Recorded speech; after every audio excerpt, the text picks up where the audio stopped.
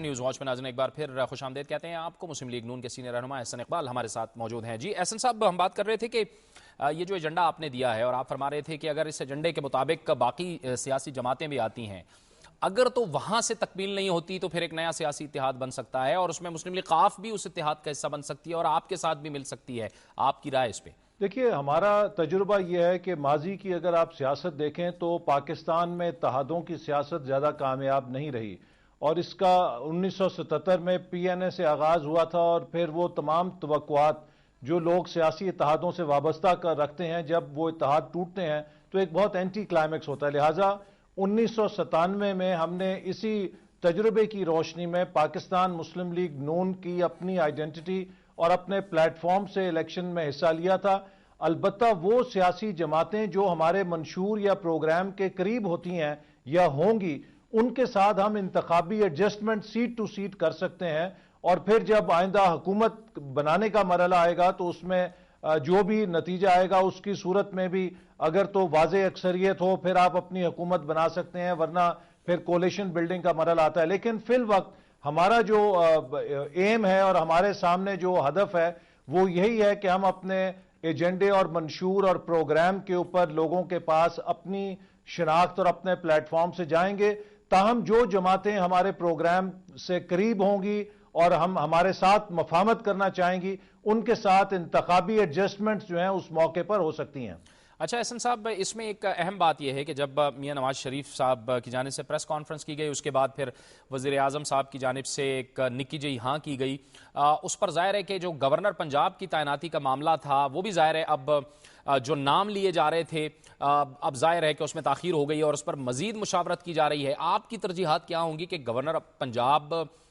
کس طرح کا شخص ہونا چاہیے؟ دیکھیے، ہماری ترجیح تو یہی ہوگی کہ جو بھی گورنر لگے وہ آئین اور قانون کے مطابق اپنے فرائض سر انجام دے، چونکہ پاکستان کے آئین میں صدر اور گورنر دونوں عہدے سروس آف پاکستان میں شمار ہوتے ہیں، چونکہ ان کا بنیادی کردار آئین میں غیر سیاسی رکھا گیا ہے۔ یہی وجہ ہے کہ 1973 کا جب آئین بنا تو خود پیپلز پارٹی کے صدر چودھری فضل الہی، اس کے بعد فاروق لغاری، پھر رفیق تارڑ صاحب، غلام اسحاق خان صاحب، جو بھی کوئی اس عہدے کے اوپر آیا اس نے صدر کا حلف اٹھاتے ساتھ ہی اپنی سیاسی جماعت کی رکنیت چھوڑ دی، اور یہی اصول گورنر کی عہدے پر رہا، کیونکہ ان دونوں عہدوں نے وفاق کی علامت بننا ہوتا ہے۔ لہٰذا ہمارے سسٹم میں اسی وقت گڑبڑ ہوتی ہے جب کوئی شخص ان عہدوں پر جن کی ایک سینٹٹی ہے اس سے ہٹ کر ان کو پولیٹیسائز کرتا ہے تو ایک ٹینشن ہوتی ہے۔ لیکن اس کے باوجود اب یہ پیپلز پارٹی کے حسن انتخاب کا امتحان ہے، ہماری صحت پر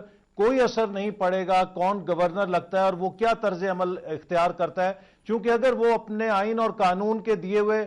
طریقے سے ہٹ کے طرز عمل کا مظاہرہ کرے گا تو اس کا نقصان اسی پارٹی کو پہنچے گا۔ احسن صاحب، پاکستان میں یہ فارورڈ بلاکس کی جو سیاست ہے، کیا آپ کو لگ رہا ہے کہ اس سے ہم جلدی چھٹکارا پائیں گے یا پھر اچھی سیاست کے لیے اس سے چھٹکارا پانا کتنا ضروری ہے؟ دیکھیے، ہم نے تو فلور کراسنگ اور ہارس ٹریڈنگ کی سیاست کو ہمارے دور کے اندر ہی آئین میں ترمیم کر کے ہمیشہ کے لیے ختم کیا گیا۔ پنجاب کے اندر جو فارورڈ بلاک ہے اس کو اس طرح ہارس ٹریڈنگ نہیں کہا جا سکتا، چونکہ ہارس ٹریڈنگ وہ ہوتی ہے کہ جو کوئی حکومت کسی کو مراد دے کر خریدتی ہے یا لالچ دے کر خریدتی ہے۔ آپ کو معلوم ہے کہ جب 2 مہینے کے دوران گورنر راج لگا رہا اور اس وقت ہماری پنجاب کی حکومت بھی ختم ہو گئی، نواز شریف صاحب اور شہباز شریف صاحب کو بھی نااہل قرار دے دیا گیا، تو یہ تمام فارورڈ بلاک کے اراکین میں سے کوئی ایک ممبر بھی پیچھے نہیں ہٹا، اپنی وفاداری تبدیل نہیں کی۔ لہٰذا اس وقت اس فارورڈ بلاک کے اندر اپنی پارلیمنٹری پارٹی کی اکثریت موجود ہے اور جمہوریت کے اندر اکثریت کے فیصلے کو تسلیم کیا جاتا ہے، اور انہوں نے یہ بات بھی ثابت کی ہے کہ یہ کسی لالچ یا دباؤ کے تحت اس حکومت کی پنجاب میں جو مسلم لیگ نون کی ہے حمایت نہیں کر رہے۔ لہٰذا ان کو کسی بھی طرز پہ فارورڈ بلاک کہنا یا ہارس ٹریڈنگ کہنا درست نہیں ہے۔ ان کی اپنے ضمیر سے وہ مسلم لیگ کے ساتھ ہیں اور وہ سمجھتے ہیں کہ مسلم لیگی ہونے کے ناطے ہم نہیں چاہتے کہ پیپلز پارٹی کو موقع دیا جائے کہ وہ وہاں پر جو مینڈیٹ ہے پی ایم ایل این کا اس کو ڈسٹرب کرے۔ بہت بہت شکریہ جناب احسن اقبال، मुस्लिम लीग नून के सेक्रेटरी इत्तलात और सीनियर रहनुमा हमसे गुफ्तगू कर रहे थे और उनका ये कहना था कि ज़ाहिर है कि मुस्लिम लीग नून की जानिब से जो इत्तेहाद के ऑप्शंस हैं वो हमेशा खुले रहेंगे। उनका ये भी कहना था कि वो तवक्को रखते हैं कि मुस्लिम लीग नून ने जो एजेंडा दिया है वो एक अवामी एजेंडा है, हुकूमत उसे बहरहाल पूरा करे अवाम के बेहतरीन मफाद में, मुल्क के बेहतरीन मफाद में, वरना ज़ाहिर है कि मुस्लिम लीग नून के साथ भी ऑप्शंस खुले रहेंगे। और ये भी मुमकिन हो सकता है कि वो जमातें जो कि मुस्लिम लीग नून के एजेंडे के साथ इत्तेफाक करती हैं मुल्क और कौम के बेहतरीन मफाद में, वो मुस्लिम लीग नून के साथ इत्तेहाद भी कर सकती हैं। उनका ये कहना था कि पंजाब में मौजूद जो फॉरवर्ड ब्लॉक है वो फॉरवर्ड ब्लॉक नहीं है, क्योंकि वो ज़मीर की आवाज़ पर मुस्लिम लीग नून के साथ खड़ा है, ताकि वो ये चाहता है कि मैंडेट की तौहीन ना हो। इतलात आ रही हैं कि मुस्लिम लीग काफ फॉरवर्ड ब्लॉक जो पंजाब में मौजूद है उसने एक दस्तखती मुहिम शुरू की है। इस दस्तखती मुहिम का मकसद क्या है, इस पर बात करेंगे हम और इसके बारे में मजीद जानेंगे दुनिया न्यूज़ के नुमाइंदे लियाकत अंसारी से। जी लियाकत, ये जो दस्तखती मुहिम है इसका मतलब क्या है? क्या ये एक दूसरे से हलफ ले रहे हैं या क्या हो रहा है? जावेद, सूरत हाल ये है कि वजीर आजम सैयद यूसुफ रजा गिलानी की तरफ से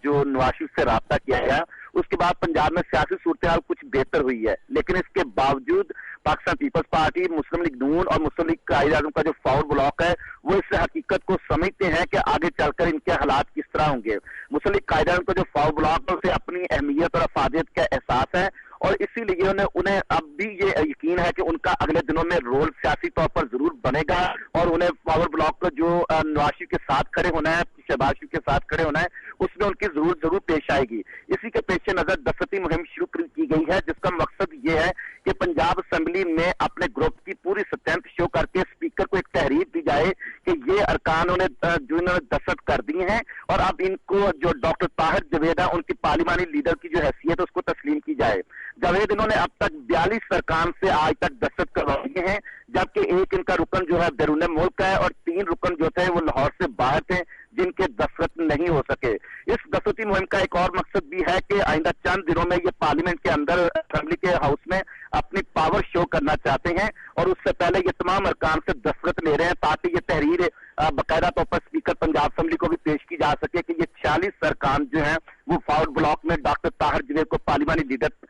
तस्लीम करते हैं, इसलिए स्पीकर भी इस फैसले का एहतराम करके उनका नोटिफिकेशन करें। अच्छा लियाकत, इसका मतलब ये हो सकता है कि जाहिर है कि एक वक्ती ठहराव तो आ गया है सियासी सूरत हाल में, लेकिन सियासी तलातुम बहरहाल मौजूद है और हर बंदा, हर सियासी जमात अपने अपने पत्ते खेलने की कोशिश कर रही है।